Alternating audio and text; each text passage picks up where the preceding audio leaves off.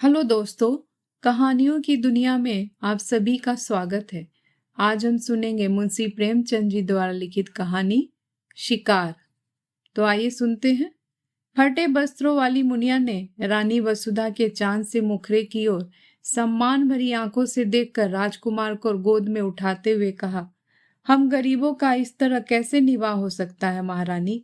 मेरी तो अपने आदमी से एक दिन न पटे, मैं तो उसे घर में बैठने न दूं। ऐसी ऐसी गालियां सुनाऊं कि छठी का दूध याद आ जाए। रानी वसुधा ने गंभीर विनोद के भाव से कहा, क्यों, वह कहेगा नहीं तू मेरे बीच में बोलने वाली कौन है। मेरी जो इच्छा होगी वह करूंगा। तू अपना रोटी कपड़ा मुझसे लिया कर। तुझे मेरी दूसरी बातों से क्या मतलब? मैं तेरा गुलाम नहीं हूं। मुनिया 3 ही दिन से यहाँ लड़कों को खिलाने के लिए नौकर हुई थी। पहले 2-4 घरों में चौका बर्तन कर चुकी थी, पर रानियों से अदब के साथ बातें करना अभी न सीख पाई थी। उसका सूखा हुआ सांवला चेहरा उत्तेजित हो उठा। कर्कश स्वर में बोली, जिस दिन ऐसी बातें मुंह से निकालेगा मूछें उखाड़ लूंगी। सरकार, वह मेरा गुलाम नहीं है तो क्या मैं उसकी लौंडी हूं?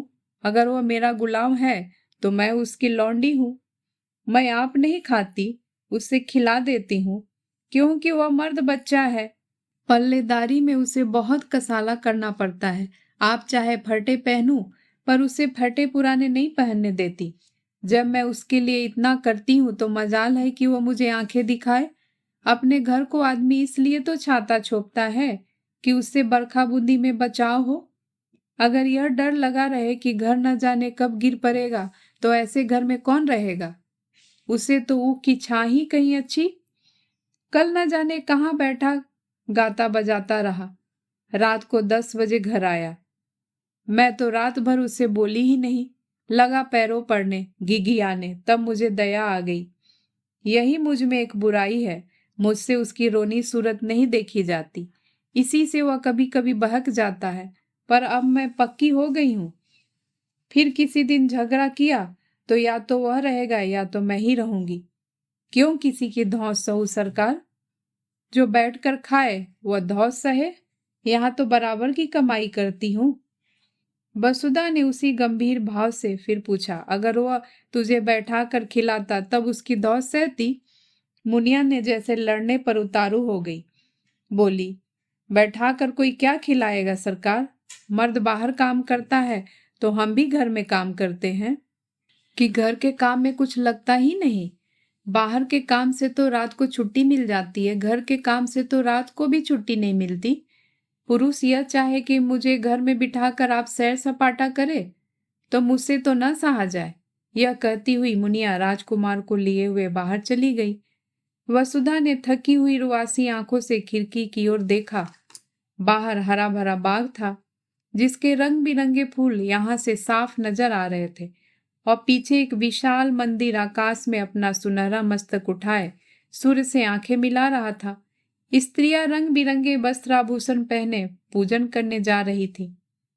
मंदिर की दाहिनी तरफ तालाब में कमल प्रभात के सुनहरे आनंद से मुस्कुरा रहे थे, और कार्तिक की शीत रवि छवि जीवन ज्योति लुटाती फिरती थी। पर प्रकृति की यह सुरम्य शोभा वसुधा को कोई हर्ष न प्रदान कर सकी। उसे जान पड़ा कि प्रकृति उसकी दशा पर व्यंग से मुस्कुरा रही है। उसी सरोवर के तट पर केवट का एक टूटा फूटा झोपड़ा किसी अभागिन वृद्धा की भांति रो रहा था। वसुधा की आंखें सजल हो गई।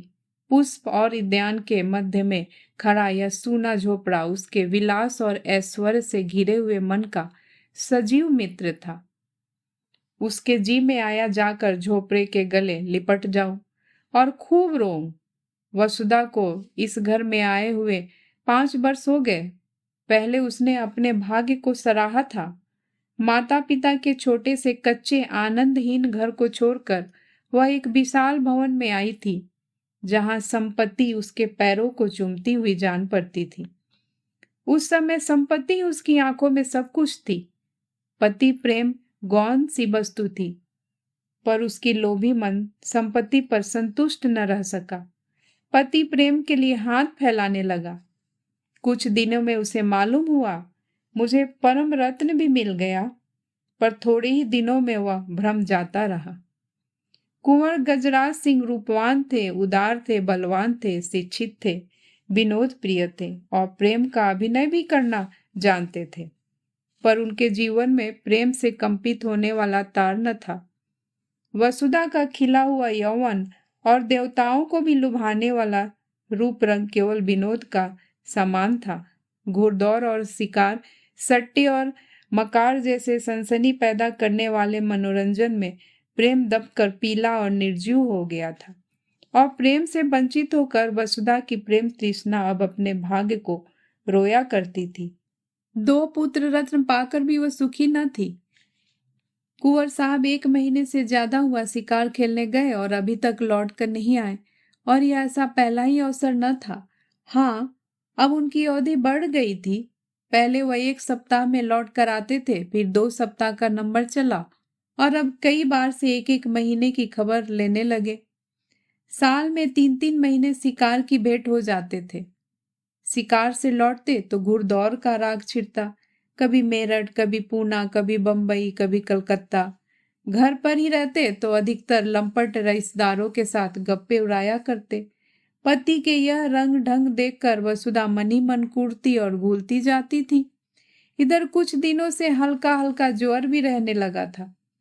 वसुधा बड़ी देर तक बैठी उदास आंखों से यह दृश्य देखती रही। फिर टेलीफोन पर आकर उसने रियासत के मैनेजर से पूछा, कुंवर साहब का कोई पत्र आया? फोन ने जवाब दिया, जी हाँ, अभी खत आया है। कुंवर साहब ने एक बहुत बड़े शेर को मारा है। वसुधा ने जल कर कहा, मैं यह नहीं पूछती आने को कब लिखा है। आने के बारे में कुछ नहीं लिखा। यहाँ से उनका पड़ाव कितनी दूर है? यहाँ से 200 मील से कम न होगी। पीलीभीत के जंगलों में शिकार हो रहा है। मेरे लिए 2 मोटरों का इंतजाम कर दीजिए, मैं आज वहां जाना चाहती हूँ। फोन ने कई मिनट बाद जवाब दिया, 1 मोटर तो वह साथ ले गए हैं, 1 हाकिम जिला के बंगले पर भेज दी गई है, तीसरी बैंक के मैनेजर की सवारी में, चौथी की मरम्मत हो रही है। वसुधा का चेहरा क्रोध से तमतमा उठा।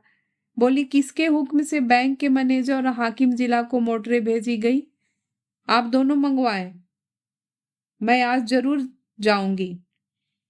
उन दोनों साहबों के पास हमेशा मोटर भेज दी जाती रही है, इसलिए मैंने भेज दी। अब आप हुक्म दे रही हैं तो मंगवा लूंगा। वसुधा ने फोन से आकर सफर का सामान ठीक करना शुरू किया। उसने उसी आवेश में आकर अपना भाग्य निर्णय करने का निश्चय कर लिया था। परित्यक्ता की भांति परी रहकर जीवन को समाप्त न करना चाहती थी। वह जाकर कुंवर साहब से कहेगी, अगर आप समझते हैं कि मैं आपकी संपत्ति की लौंडी बनकर रहूं तो यह मुझसे न होगा। आपकी संपत्ति आपको मुबारक हो। मेरा अधिकार आपकी संपत्ति पर नहीं, आपके ऊपर है। अगर आप मुझसे जौ भर हटना चाहते हैं तो मैं आपसे हाथ भर हट जाऊंगी। इस तरह की और कितनी ही विराग भरी बातें उसके मन में बगलों की भांति उठ रही थी। डॉक्टर साहब ने द्वार पर आकर पुकारा, मैं अंदर आ जाऊं? वसुधा ने नम्रता से कहा, आज क्षमा कीजिए, मैं जरा पीलीभीत जा रही हूँ। डॉक्टर ने आश्चर्य से कहा, आप पीलीभीत जा रही हैं? आपका ज्वर चढ़ जाएगा। इस दशा में मैं आपको जाने की सलाह न दूंगा। वसुधा ने विरक्त स्वर में कहा, बढ़ जाए तो बढ़ जाए, मुझे इसकी चिंता नहीं है। वृद्ध डॉक्टर पर्दा उठाकर आ गया और वसुधा के चेहरे की ओर ताकता हुआ बोला, लाइए मैं टेम्परेचर ले लूं। अगर टेम्परेचर बढ़ा होगा तो मैं आपको हरगिज न जाने दूंगा। टेम्परेचर लेने की जरूरत नहीं, मेरा इरादा पक्का हो गया है। स्वास्थ्य पर ध्यान रखना आपका पहला कर्तव्य है। वसुधा ने मुस्कुरा कर कहा, आप निश्चिंत रहिए, मैं इतनी जल्द मरी नहीं जा रही हूँ। फिर अगर किसी बीमारी की दवा मौत ही हो तो आप क्या करेंगे? डॉक्टर ने 2-1 बार आग्रह किया, फिर विस्मय से सिर हिलाता हुआ चला गया। रेलगाड़ी से जाने में आखिरी स्टेशन से 10 कोस तक जंगली सुनसान रास्ता तय करना पड़ता था, इसलिए कुंवर साहब बराबर मोटर ही पर जाते थे। वसुधा ने उसी से जाने का निश्चय किया। 10 बजते बजते दोनों मोटरें आई। वसुधा ने ड्राइवरों पर गुस्सा उतारा। अब मेरे हुक्म के बगैर कहीं मोटर ले गए तो मोटर का किराया तुम्हारी तलब से काट लूंगी। अच्छी दिल लगी है। घर को रोए बन को गाए। हमने अपने आराम के लिए मोटरें रखी है, किसी की खुशामद करने के लिए नहीं। जिसे मोटर पर सवार होने का शौक हो मोटर खरीदे। यह नहीं कि हलवाई की दुकान देखी और दादे का फातिहा पढ़ने बैठ गए। वह चली तो दोनों बच्चे कुनमुनाए, मगर जब मालूम हुआ कि अम्मा बड़ी दूर हवा को मारने जा रही हैं, तो उनका यात्रा प्रेम ठंडा पड़ा। वसुधा ने आज सुबह से उन्हें प्यार न किया था। उसने जलन में सोचा, मैं ही क्यों इन्हें प्यार करूं? मैंने ही इनका ठेका लिया है। वह तो वहां जाकर चैन करे और मैं यहाँ इन्हें छाती से लगाए बैठी रहूं। लेकिन चलते समय माता का हृदय पुलक उठा।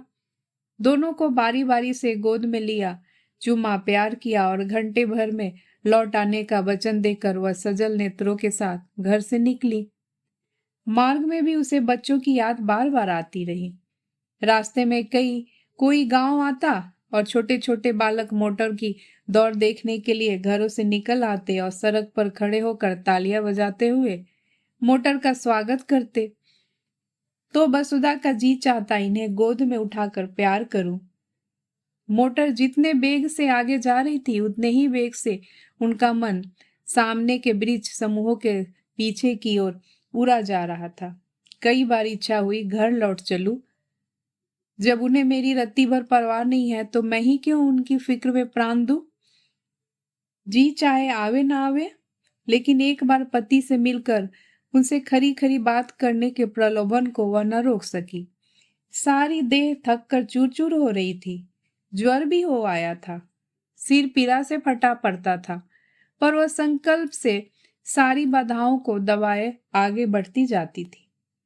यहाँ तक कि जब वह 10 बजे रात को जंगल के उस डाक बंगले में पहुंची तो उसे तन बदन की सुधि न थी। जोर का जोर चढ़ा हुआ था। शोर की आवाज सुनते ही कुंवर साहब निकल आया और पूछा, तुम यहाँ कैसे आई जी? कुशल तो है? सोफर ने समीप आकर कहा, रानी साहब आई हैं। हुजूर, रास्ते में बुखार हो आया, बेहोश पड़ी हुई हैं। कुंवर साहब ने वहीं खड़े कठोर स्वर में पूछा, तुम उन्हें वापस क्यों नहीं ले गए? क्या तुम्हें मालूम नहीं था यहाँ कोई वैद्य हकीम नहीं है? सोफर ने सिटपिटा कर जवाब दिया, हुजूर वह किसी तरह मानती ही नहीं थी। तो मैं क्या करता? कुंवर साहब ने डांटा, चुप रहो, बातें न बनाओ। तुमने समझा होगा शिकार की बाहर देखेंगे और पड़े पड़े सोएंगे। तुमने वापस चलने को कहा ही न होगा। सोफर, वो मुझे डांटती थी हजूर। तुमने कहा था? मैंने कहा तो नहीं हजूर। बस तो चुप रहो। मैं तुमको भी पहचानता हूं। तुम्हें मोटर लेकर इसी वक्त लौटना पड़ेगा। और कौन कौन साथ है?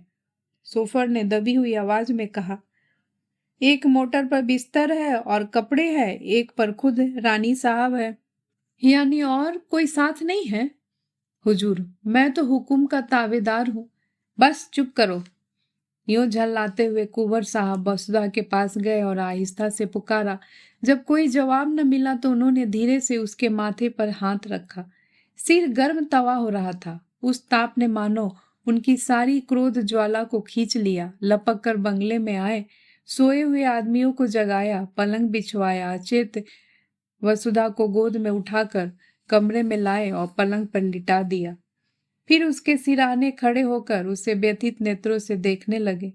उस धूल से भरे मुखमंडल और बिखरे हुए रज रंजित केसों में आज उन्होंने आग्रहमय प्रेम की झलक देखी। अब तक उन्होंने वसुधा को बिलासनी के रूप में देखा था, जिसे उनके प्रेम की परवाह न थी, जो अपने बनाव सिंगारी में मग्न थी। आज धूल के पाउडर और पोमेड में वह उसके नारीत्व का दर्शन कर रहे थे। उसमें कितना आग्रह था, कितनी लालसा थी। अपनी उड़ान के आनंद में डूबी हुई अब वह पिंजरे के द्वार पर आकर फरफरा रही थी। पिंजरे का द्वार खुलकर क्यों उसका स्वागत न करेगा? रसोइयों ने पूछा, क्या सरकार अकेले आई हैं? कुंवर साहब ने कोमल कंठ से कहा, हाँ जी, और क्या? इतने आदमी है, किसी को साथ न लिया? आराम से रेलगाड़ी से आ सकती थी, यहाँ से मोटर भेज दी जाती। मनी तो है, कितने जोर का बुखार है कि हाथ नहीं रखा जाता। जरा सा पानी गर्म करो और देखो, कुछ खाने को बना लो। रसोइयों ने सोचा, ठाकुर सोहाती की 100 कोस की दौड़ बहुत होती है। सरकार सारा दिन बैठे बैठे बीत गया। कुंवर साहब ने वसुधा के सिर के नीचे तकिया सीधा करके कहा, कचूमर तो हम लोगों का निकल जाता है, 2 दिन तक कमर ही सीधी नहीं होती, फिर इनकी क्या बात है? ऐसी बेहुदा सड़क दुनिया में न होगी। यह कहते हुए उन्होंने एक शीशी से तेल निकाला और वसुधा के सिर में मलने लगे। वसुधा का ज्वर 21 दिन तक न उतरा। घर के डॉक्टर आए, दोनों बालक, मुनिया, नौकर, चाकर सभी आ गए। जंगल में मंगल हो गया। वसुधा घाट पर पड़ी पड़ी कुंवर साहब की शुश्रूषाओं में अलौकिक आनंद और संतोष का अनुभव किया करती। वह दोपहर दिन चढ़े तक सोने के आदी थे। कितने सवेरे उठते, उसके पथ्य और आराम की जरा जरा सी बातों का कितना ख्याल करते। जरा देर के लिए स्नान और भोजन करने जाते, फिर आकर बैठ जाते। एक तपस्या सी कर रहे थे। उसका स्वास्थ्य बिगड़ता जाता था, चेहरे पर स्वास्थ्य की लाली न थी, कुछ व्यस्त से रहते थे। एक दिन वसुधा ने कहा, तुम आजकल शिकार खेलने क्यों नहीं जाते? मैं तो शिकार खेलने ही आई थी, मगर न जाने किस बुरी साइज से चली कि तुम्हें इतनी तपस्या करनी पड़ गई। अब मैं बिल्कुल अच्छी हूँ, जरा आईने में अपनी सूरत तो देखो। कुंवर साहब को इतने दिनों शिकार का कभी ध्यान ही न आया था। इसकी चर्चा ही न होती थी। शिकारियों का आना जाना, मिलना जुलना बंद था। एक बार साथ के एक शिकारी ने किसी शेर का जिक्र किया था। कुंवर साहब ने उसकी ओर कुछ ऐसी कड़वी आंखों से देखा कि वह सूख सा गया। वसुधा के पास बैठने, उससे कुछ बातें करके उसका मन बहलाने, दवा और पथ्य बनाने में ही उन्हें आनंद मिलता था। उनका भोग विलास जीवन के इस कठोर व्रत में जैसे बुझ गया। वसुधा की एक हथेली पर अंगुलियों से रेखा खींचने में मग्न थे। शिकार की बात किसी और के मुंह से सुनी होती तो फिर उसी आग्नेय नेत्रों से देखते। वसुधा के मुंह से यह चर्चा सुनकर उन्हें दुख हुआ। वह उन्हें इतना शिकार का आसक्त समझती है। अमरस भरे स्वर में बोले, हाँ, शिकार खेलने का इससे अच्छा और कौन अवसर हो सकता है? वसुधा ने आग्रह किया, मैं तो अब अच्छी हूँ, सच देखो, आईने की ओर दिखाते हुए। मेरे चेहरे पर वह पीलापन नहीं रहा। तुम अलबत्ता बीमार से हो जाते हो। जरा मन बहल जाएगा।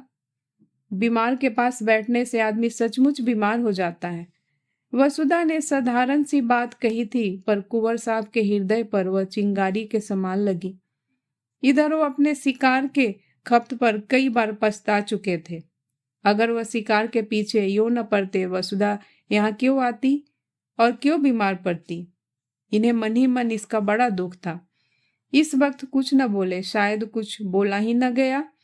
फिर वसुधा की हथेली पर रेखाएं बनाने लगे। वसुधा ने इसी सरल भाव से कहा, अब कि तुमने क्या क्या तोहफे जमा किए, जरा मंगवाओ देखूं। उनमें से जो सबसे अच्छा होगा उसे मैं ले लूंगी। अब कि मैं भी तुम्हारे साथ शिकार खेलने चलूंगी। बोलो, मुझे ले चलोगे ना? मैं मानूंगी नहीं, बहाने मत करने लगना। अपने शिकारी तोहफे दिखाने का कुंवर साहब को मरज था। सैकड़ों ही खाले जमा कर रखी थी। उनके कई कमरों में फर्श, गद्दे, कोच, कुर्सियां, मोढ़े सब खालों के ही थे। ओढ़ना और बिछौना भी खालों ही का था। बाघंबरों के कई सूट बनवा रखे थे, शिकार में वही सूट पहनते थे। अब की भी बहुत से सींग, सीर, पंजे, खाल जमा कर रखी थी। वसुधा का इन चीजों से अवश्य मनोरंजन होगा। यह न समझे कि वसुधा ने सिंह द्वार से प्रवेश न पाकर चोर दरवाजे से घुसने का प्रयत्न किया है। जाकर वह चीजें उठवा लाए, लेकिन आदमियों को पर्दे की आड़ में खड़ा करके पहले ही अकेले ही उसके पास गए। डरते थे कहीं मेरी उत्सुकता वसुधा को बुरी न लगे। वसुधा ने उत्सुक होकर पूछा, चीजें नहीं लाए? लाया हूं, मगर कहीं डॉक्टर साहब न हो। डॉक्टर ने पढ़ने लिखने को मना किया था। तोहफे लाए गए। कुंवर साहब एक एक चीज निकाल कर दिखाने लगे। वसुधा के चेहरे पर हर्ष की ऐसी लाली हफ्तों से न दिखी थी, जैसे कोई बालक तमाशा देखकर मगन हो रहा हो। बीमारी के बाद हम बच्चों की तरह जिद्दी, उतने ही आतुर, उतने ही सरल हो जाते हैं। जिन किताबों में भी मन न लगता हो वह बीमारी के बाद पढ़ी जाती है। वसुधा जैसे उल्लास की गोद में खेलने लगी। चीतों की खालें, बाघों की, मृगों की, शेरों की, वसुधा हर एक खाल नई उमंग से देखती, जैसे बायोस्कोप्स के एक चित्र के बाद दूसरा चित्र आ रहा हो। कुंवर साहब एक एक तोहफे का इतिहास सुनाने लगे। यह जानवर कैसे मारा गया, उसके मारने में क्या क्या बाधाएं पड़ी, क्या क्या उपाय करने पड़े, पहले कहाँ गोली लगी आदि। वसुधा हर एक की कथा आंखें फाड़ फाड़ कर सुन रही थी। इतना सजीव स्फूर्ति में किसी कविता, संगीत या आमोद में भी न मिला था। सबसे सुंदर एक सिंह की खाल थी, वही उसने छाटी। कुंवर साहब की यह सबसे बहुमूल्य वस्तु थी। उसे अपने कमरे में लटकाने को रखे थे। बोले, तुम बाघंबरों में से कोई और ले लो, यह तो कोई अच्छी चीज नहीं। वसुधा ने खाल को अपनी ओर खींच कर कहा, रहने दीजिए अपनी सलाह, मैं खराब ही लूंगी। कुंवर साहब ने जैसे अपनी आंखों से आंसू पोंछकर कहा, तुम वही ले लो। मैं तो तुम्हारे ख्याल से कह रहा था, मैं फिर वैसा ही मार लूंगा तो तुम मुझे चकमा क्यों देते थे? चकमा कौन देता था? अच्छा, खाओ मेरे सिर की कसम, यह सबसे सुंदर खाल नहीं है। कुंवर साहब ने हार कर हंसी हंसी कर कहा, कसम क्यों खाए? इस एक खाल के लिए ऐसी ऐसी 1,00,000 खाले हो तो तुम्हारे ऊपर न्यौछावर कर दूं। जब शिकारी सब खाले लेकर चला गया तो कुंवर साहब ने कहा, मैं इस खाल पर काले ऊन से अपना समर्पण लिखूंगा। वसुधा ने थकान से पलंग पर लेटते हुए कहा, अब मैं शिकार खेलने चलूंगी। फिर वह सोचने लगी, वह भी कोई शेर मारेगी और उसकी खाल पतिदेव को भेंट करेगी। उस पर लाल ऊन से लिखा जाएगा, प्रियतम। जिस ज्योति के मंद पड़ जाने से हर एक व्यापार, हर एक व्यंजन पर अंधकार छा गया था, वह ज्योति अब प्रदीप्त होने लगी थी। शिकारों का वृतांत सुनने की वसुधा को चाटसी पड़ गई थी। कुंवर साहब को कई कई बार अपने अनुभव सुनाने पड़े, उसका सुनने से जी ही न भरता था। अब तक कुंवर साहब का संसार अलग था, जिसके दुख, सुख, हानि, लाभ, आशा, निराशा से वसुधा को कोई सरोकार न था। वसुधा कोई संसार के व्यापार से कोई रुचि न थी, बल्कि अरुचि थी। कुंवर साहब इस पृथक संसार की बातें उसे छिपाते थे, पर अब वसुधा उनके इस संसार में एक उज्जवल प्रकाश, एक वरदानों वाली देवी के समान अवतरित हो गई थी। एक दिन वसुधा ने आग्रह किया, मुझे बंदूक चलाना सिखा दो। डॉक्टर साहब की अनुमति मिलने में विलंब न हुआ। वसुधा स्वस्थ हो गई थी। कुंवर साहब ने शुभ मुहूर्त में उसे दीक्षा दी। उस दिन से जब देखो वृक्षों की छांव में खड़ी निशाने का अभ्यास कर रही है और कुंवर साहब खड़े उसकी परीक्षा ले रहे हैं। जिस दिन उसने पहली चिड़िया मारी, कुंवर साहब हर्ष से उछल पड़े। नौकरों को इनाम दिए, ब्राह्मणों को दान दिया गया। इस आनंद की शुभ स्मृति में उस पक्षी की मम्मी बनाकर रखी गई। वसुधा के जीवन में अब एक नया उत्साह, एक नया उल्लास, एक नई आशा थी। पहले की भांति उसका वंचित हृदय अशुभ कल्पनाओं से ग्रस्त न था। अब उसमें विश्वास था, बल था, अनुराग था। कई दिनों के बाद वसुधा की साधना पूरी हुई। कुंवर साहब उसे साथ लेकर शिकार खेलने पर राजी हुए और शिकार था शेर का। और शेर भी वह जिसने इधर 1 महीने से आसपास के गांव में तहलका मचा दिया था। चारों तरफ अंधकार था, ऐसा सघन की पृथ्वी उसके भार से कराहती हुई जान पड़ती। कुंवर साहब वसुधा एक ऊंचे मचान पर बंदूक लिए दम साधे बैठे हुए थे। बहुत भयंकर जंतु था। अभी पिछली रात को वह एक सोते हुए आदमी को खेत में मचान पर से खींच कर ले भागा था। उसकी चालाकी पर लोग दांतों तले उंगली दबाते थे। मचान इतना ऊंचा था कि चीता उछल कर न पहुंच सकता था। हाँ, उसने यह देख लिया कि वह आदमी मचान पर बाहर की तरफ सिर किए हुए सो रहा था। दुष्ट को एक चाल सूझी। वह पास के गांव में गया और वहां से एक लंबा बांस उठा लाया। बांस के एक सिरे को उसने दांतों से कुचला और जब उसकी कैंची सी बन गई तो उसे न जाने अगले पंजों या दांतों से उठाकर सोने वाले आदमी के बालों में फिराने लगा। वह जानता था बाल बांस के रेशों में फंस जाएंगे। एक झटके में वह भागा आदमी नीचे आ गया। इस मानस भच्ची चीते की घात में दोनों शिकारी बैठे हुए थे। नीचे कुछ दूर पर भैंसा बांध दिया गया था और शेर के आने की राह देखी जा रही थी। कुंवर साहब शांत थे, पर वसुधा की छाती धड़क रही थी। जरा सा भी पत्ता खरकता तो वह चौंक पड़ती और बंदूक सीधी करने के बदले में चौंक कर कुंवर साहब से चिपक जाती। कुंवर साहब बीच बीच में उसकी हिम्मत बांधते जाते थे। ज्यों ही भैंसे पर आया, मैं उसका काम तमाम कर दूंगा, तुम्हारी गोली की नौबती ना आने पाएगी। वसुधा ने सिहर कर कहा, और जो कहीं निशाना चूक गया तो उछलेगा, तो फिर दूसरी गोली चलेगी। तीनों बंदूकें तो भरी तैयार रखी है। तुम्हारा जी घबराता तो नहीं? बिल्कुल नहीं। मैं तो चाहती हूं पहला मेरा निशाना होता। पत्ते खरक उठे। वसुधा चौंक कर पति के कंधों से लिपट गई। कुंवर साहब ने उसकी गर्दन में हाथ डालकर कहा, दिल मजबूत करो प्रिय। वसुधा ने लज्जित होकर कहा, नहीं नहीं, मैं डरती नहीं, जरा चौंक पड़ी थी। सहसा भैंस के पास दो चिंगारियों सी चमक उठी। कुंवर साहब ने धीरे से वसुधा का हाथ दबाकर शेर के आने की सूचना दी और सतर्क हो गए। जब शेर भैंसे पर आ गया तो उन्होंने निशाना मारा, खाली गया। दूसरा फायर किया। चीता जख्मी तो हुआ पर गिरा नहीं। क्रोध से पागल होकर इतनी जोर से गरजा कि वसुधा का कलेजा दहल उठा।